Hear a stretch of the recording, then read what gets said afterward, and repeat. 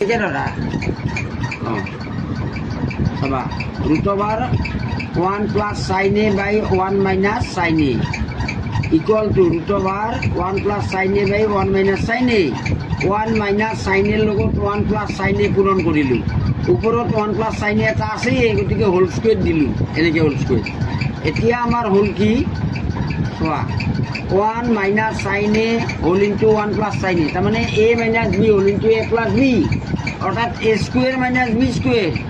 এর সাইড আছে 1 ওদিকে 1 স্কোয়ার মানে 1 মাইনাস বি সাইড আছে সাইন এ ওদিকে সাইন স্কোয়ার এ এটু লিখিবা আর উপরত 1 প্লাস সাইন এ হোল স্কোয়ার এটু থাকিল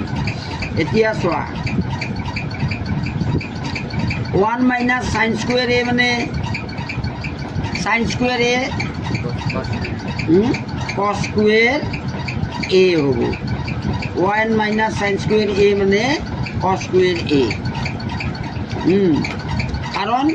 সাইন স্কোয়ার এ প্লাস কস স্কোয়ার এ ইকুয়াল টু 1 ওদিকে 1 মাইনাস সাইন স্কোয়ার এ মানে কস স্কোয়ার এ আমি এটু লিখি দিলোঁ ওপৰত এটু একে থাকিল একে লিখি দিলোঁ এতিয়া আমি দেখিলোঁ যে ওপৰতো স্কোয়াৰ থাকিল তলতো স্কোয়াৰ থাকিল দুটাতে গতিকে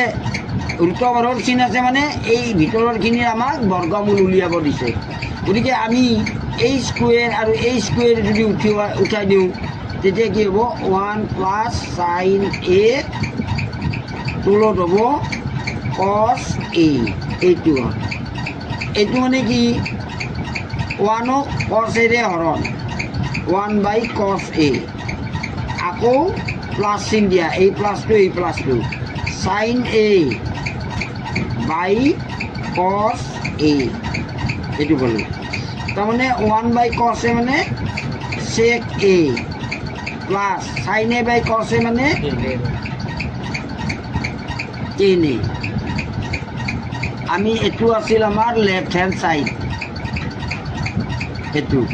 এটু আমাৰ লেফট হ্যান্ড সাইড গতিকে আমি এইখিনি পালোঁ ৰাইট হ্যান্ড সাইড তাৰমানে প্ৰমাণিত হ'ল প্ৰুফ বুলি লিখিলেও এইটো কি কাম